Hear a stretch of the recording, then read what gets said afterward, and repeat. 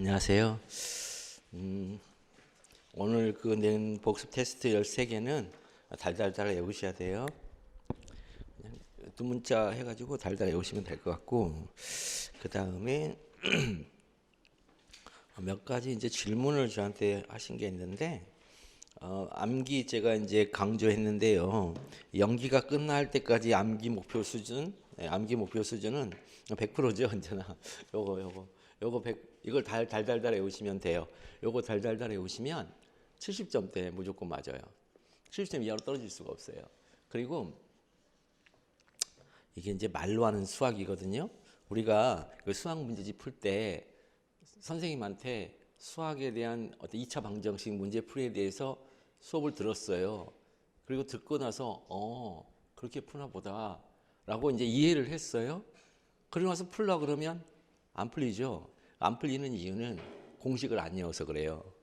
그리고 그 공식을 외운다 그래서 또 안 풀리는 이유는 공식의 구체적인 풀이 과정을 외우질 않아서 그래요. 그래서 2차 방정식 문제를 100점 만든 방법은 한 가지밖에 없어요. 공식하고 풀이 방법을 외우고 난 다음에 묻는 문제의 숫자만 바꿔주는 거예요. 그 안에서. 숫자만 바꿔주면 마지막에 그 해답을 쓸 수가 있어요. 정답을. 이거 똑같아요. 이게 공식이에요.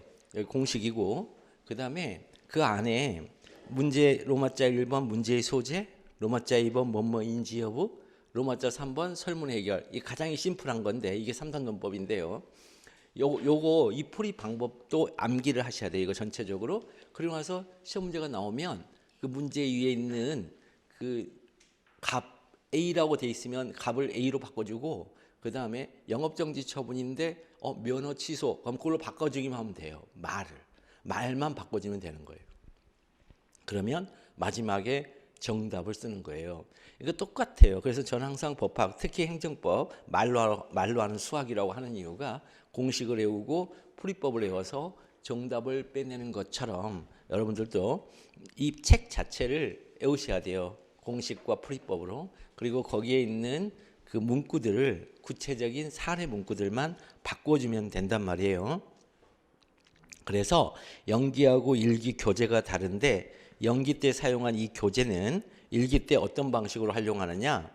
네, 암기장이죠, 이제. 요거는 암기장이 되는 거예요, 이제. 그러니까 일기 때 가면은 이제 이 완벽 정리가 백발백중으로 바뀌거든요. 그럼 백발백중에 지금 우리가 각 테마별로 이제 오늘 협의소육 이제 끝나겠지만, 협의소육 하면은 타입 1, 각 유형별로 있잖아요. 그 유형별로 지금까지 시험에 나왔던 변호사 시험, 그 다음에 옛날에 사법고시, 그 다음에 오업공채, 우리 노무사, 감정평가사, 이렇게 이제 유관 이 대해서 행정법을 2차 베이스로 하는 시험들이 있단 말이에요. 근데 그 시험들이 다 똑같은 베이스에서 나와요. 그래서 각 타입별로 아주 중요한 문제들 몇 개만 뽑아가지고 백발백중이라 그래가지고 문제를 여러분들한테 마치 수학의 정석 문제처럼 여러분들한테 해주는 교재예요.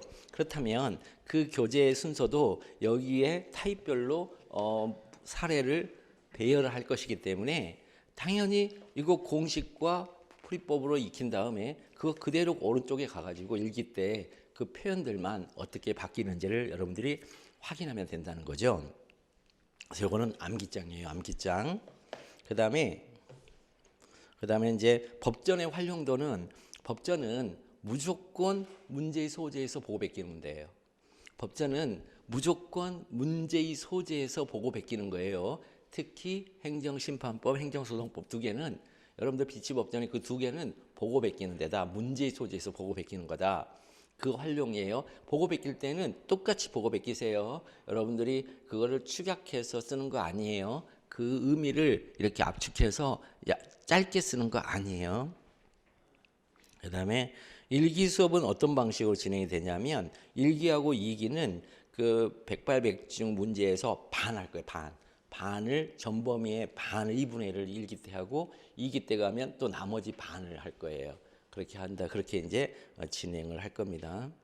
그래서 수업은 일기 때는 요거 있잖아요. 요거를 여러분들이 이제 예습을 이제 그때는 요거 가지고 예습을 하고 오시면 되거든요. 오늘은 어디서부터 어디까지 나갈 거예요 페이지 그러면 요거 달랑 한 3장 많아봐야 3장 정도 될 거예요. 그럼 3장 정도 후루룩 본 다음에 실제 시험 이제 수업 중에 아 내가 애웠던 게 저렇게 쓰여지는구나 저렇게 써먹는구나라는 걸 확인하면서 가면은 바로 글들이 나올 거예요. 그럼 글이 나오면 60점 후반대에서 74점 사이에 맞게 돼 있어요. 점수가 만약에 좀 블러핑이 되면은 심지어 70점 후반대까지도 맞을 수 있어요. 이렇게 이제 쓰시면 되겠습니다. 어떤 사람들은 이제 신림동 답안을 보시면요. 제가 문제의 소지가 꽤 있어요. 문제의 소지가 꽤 많은데 그거는 3단 논법 글쓰기를 모르는 사람들이 하는 얘기예요. 그러니까 종래의 논문식 글쓰기는 이렇게 안 써요. 제가 45던 시절에는 이렇게 안 쓰고 의, 요건, 효과, 이반응 효과 이런 식으로 기계적으로 쓰거든요. 근데 그렇게 쓰면은 사례 문제풀이가 아니에요. 사례 문제풀이는 그렇게 쓰는 거 아니에요. 그러니까 지금도 그렇게 막 가르치는 사람들이 많다고요, 신림동에. 그러니까 점수가 그런 게 이제 점수가 많이 나오면 50점 초반대예요. 그런데 제가 가르치는 대로 하면 그리고 100% 외워서 쓰시면 이거 다 외워서 쓰는 거거든요. 이해해서 쓰는 게 아니라 그렇게 하면은 바로 70점 초반대 누구나 맞을 수 있다. 그렇게 이제 생각을 해요.